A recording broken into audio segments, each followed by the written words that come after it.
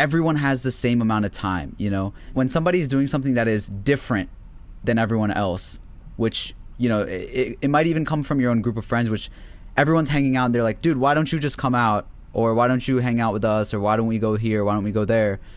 And then you're like, I'm pursuing this thing. I'm trying this out. I'm working on my craft, whatever.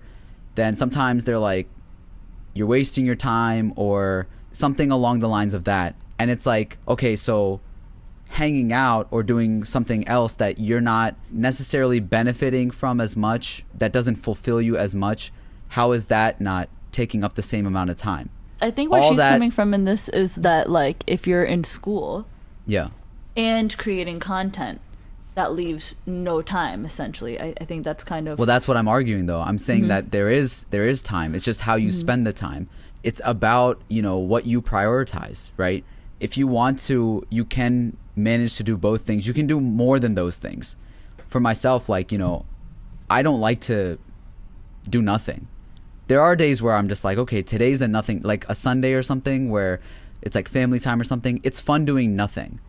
But other times I feel like a lot of us are trying to find time to fill or avoiding something to do, which might be like, for me, I was procrastinating all the time in school, and it actually, like, it worked out for me where I would do something last minute, and that's where I excelled the most. If I did it beforehand, I wasn't into it as much, and my brain just didn't work that way, I guess. But saving things for the last minute, because otherwise I'm always procrastinating. I'm trying to find ways to fill up that time instead. And if I'm gonna be delaying that anyways, I could just use that time to work on a passion of mine. I think it comes down to, like, enjoying doing it too.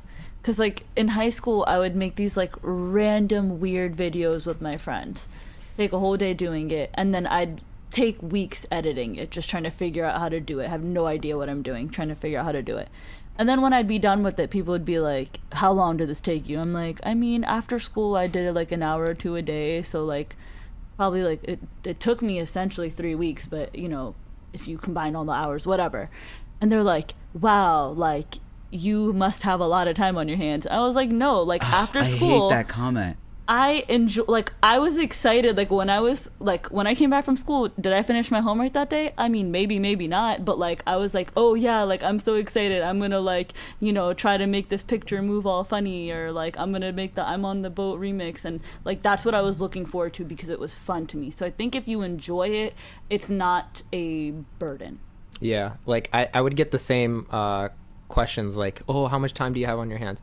Like, while studying and, you know, going to classes and stuff, I would make these, like, Snapchat skits and stuff.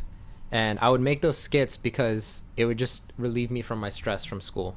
Like, it actually, like, helped me. And so I would make those skits, and I would just do them right there, improv, whatever, like, storyline. People would ask, how long did it take you to make that Snapchat skit? And I said, as long as it took for you to watch it.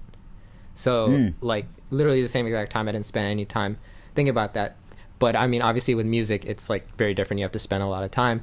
But I used it as a form of, like, therapy and, like, stress relieving. So when you think of it like that, and you're not, like, stressing to make the next song, like, each week, I think that's a much healthier way to manage your time with education and music. It's also tough at the beginning, right? When you're experimenting with something, when you're not educated on it, when you're just trying to find what it is that you might be good at.